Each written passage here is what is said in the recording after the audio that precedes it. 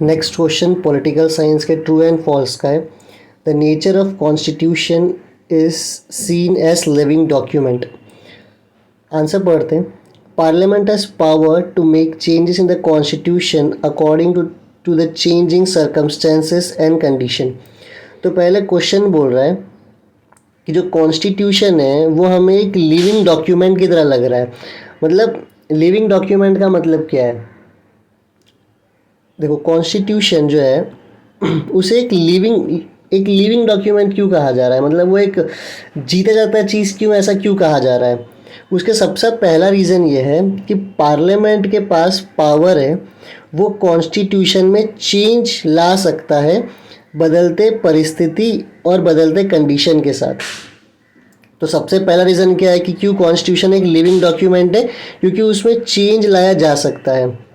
देखो, कौन सी चीज़ को हम नॉन लिविंग कह सकते हैं? जिसमें चेंज नहीं हो सकता, ठीक है, जिसमें चेंज नहीं हो सकता।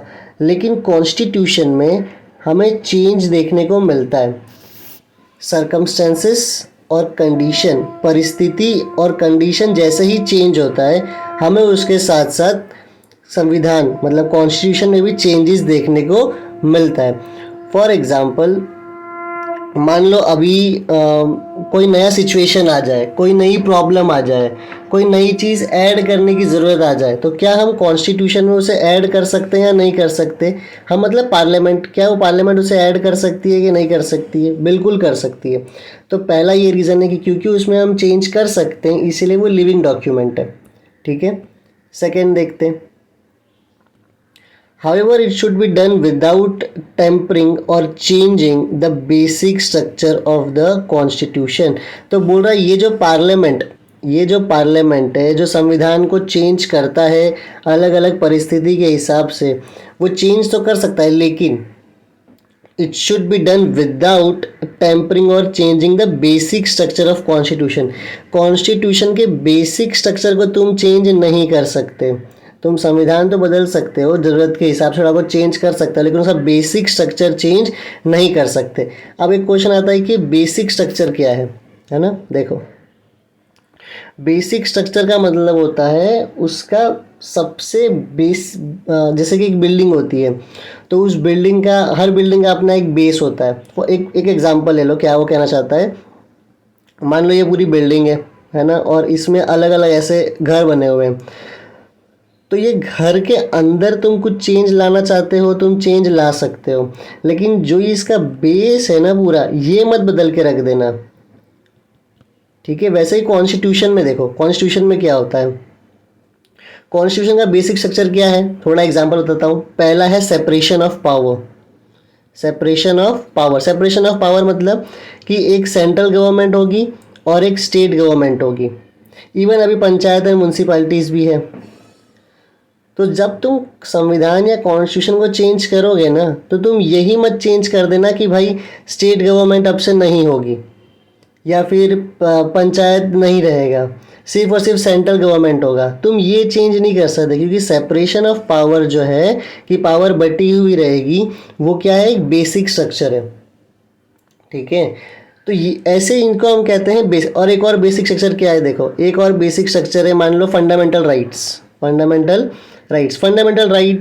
आर्टिकल 12 से लेके आर्टिकल 35 तक होता है, ठीक है। अब फंडामेंटल राइट्स का मतलब क्या होता है? फंडामेंटल राइट्स का मतलब होता है ऐसा अधिकार जो हम जो लोग हैं हमारे पास होती है ना, जो हमारे पास है, जैसे कि राइट टू इक्वालिटी हो गया, है ना। सारे जो अधिकार होते हैं वो फंडामेंटल राइट्स है, जो हमारे अधिकार है, वो भी संविधान में वो चेंज करके नहीं ले सकते। संविधान चेंज कर सकते हैं, लेकिन क्या फंडामेंटल राइट्स को पूरा चेंज कर सकते हैं क्या? नहीं चेंज कर सकते। क्यों नहीं चेंज कर सकते? क्योंकि ये क्या है? बेसिक स्ट्रक्चर है। ये बेसिक स्ट्रक्चर है हमारे संविधान का, तो ये सब बेस है, तुम ये सब नहीं चेंज कर सकते। तो आई होप थोड़ा बहुत समझ में आया कि बेसिक स्ट्रक्चर क्या होता है। एक्चुअली क्या है ना, 1973 में, अगर किसी को डिटेल और जानना हो, 1973 में एक केस हुआ था, केशवानंद भारती केस, केबीसी कह लेते हैं, केशवानंद भारती केस। इस केस में सुप्रीम कोर्ट का जजमेंट था कि अगर पार्लियामेंट चाहे तो अपने हिसाब से कॉन्स्टिट्यूशन में चेंज ला सकता है, लेकिन वो बेसिक स्ट्रक्चर, संविधान के बेसिक स्ट्रक्चर को चेंज नहीं कर सकता। तो इवन पार्लियामेंट ने भी यही क्वेश्चन पूछा था कि भाई ये बेसिक स्ट्रक्चर क्या है।